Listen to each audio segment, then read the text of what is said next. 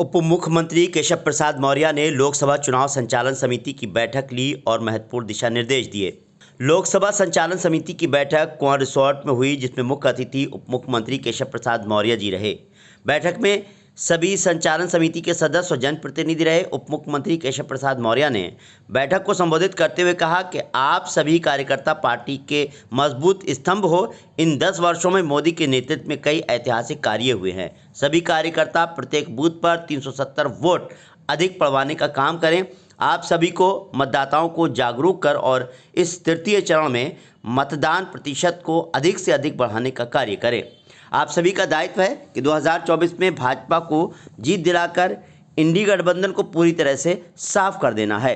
इस मौके पर उप मुख्यमंत्री केशव प्रसाद मौर्य, वन मंत्री अरुण सक्सेना, बरेली लोकसभा प्रत्याशी छत्रपाल सिंह गंगवार, प्रदेश सरकार में मंत्री कपिल देव अग्रवाल, मेयर उमेश गौतम, विधायक संजीव अग्रवाल, जिला पंचायत अध्यक्ष रश्मि पटेल, जिला अध्यक्ष पवन शर्मा, महानगर अध्यक्ष अधीर सक्सेना, लोकसभा प्रभारी राकेश गुप्ता, लोकसभा संयोजक राजकुमार शर्मा समेत काफी तादाद में कार्यकर्ता मौजूद थे। बरेली दर्पण के लिए ब्यूरो रिपोर्ट। देखिए, भारत के अंदर ना लौ जिहाद चलेगा, ना जमीन का जिहाद चलेगा और ना वोट का जिहाद चलेगा। इस समय अगर कुछ भी चलेगा तो हिंदुस्तान के विकास का संकल्प चलेगा, विकसित भारत के गारंटी का संकल्प चलेगा।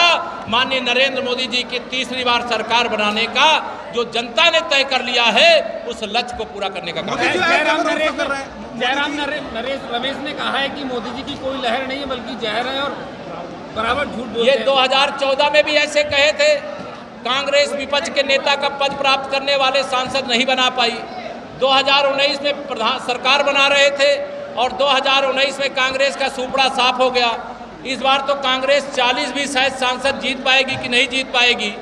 इंडी गठबंधन टाएं फिस हो गया है और गप्पू और पप्पू की जोड़ी फेल हो गई। मोदी जी कहा है कि मोदी जी और योगी जी को मंगलसूत्र से क्या मतलब लेना देना। श्री अखिलेश यादव जी, माननीय प्रधानमंत्री मोदी जी और आदरणीय मुख्यमंत्री योगी जी के बारे में नहीं जानते हैं तो उनको जानना और समझना चाहिए। इस देश की किसी की भी संपत्ति है, उसका सर्वे कराने वालों के मन में क्या जहर भरा हुआ है वह सब मालूम है लोगों को। अभी कर्नाटक में एक आरक्षण का मॉडल कांग्रेस की सरकार ने खड़ा किया है, जिसमें ओबीसी का आरक्षण छीन करके मुसलमानों को देने का काम किया है और भारत का संविधान धर्म के आधार पर आरक्षण देने के खिलाफ है। इसलिए जिन लोगों ने इस प्रकार का पाप किया है उनको सजा इसी 2024 में दिया जाएगा और कमल का फूल खिला करके दिया जाएगा। मोदी जी को पीएम बना करके दिया जाएगा और मोदी जी का रोड शो बरेली में भी हुआ है, अयोध्या में भी होगा, बहुत जगह सभाएं और रोड शो होगा। वो देश के लिए परिश्रम करने वाले हैं, पसीना बहाने वाले हैं, देश की सेवा करने वाले हैं। धन्यवाद। ओवैसी ने कहा है कि हिंदू जो है वो जय श्री राम लिख देते हैं परीक्षाओं में, उन्हें 50% नंबर मिल जाते हैं।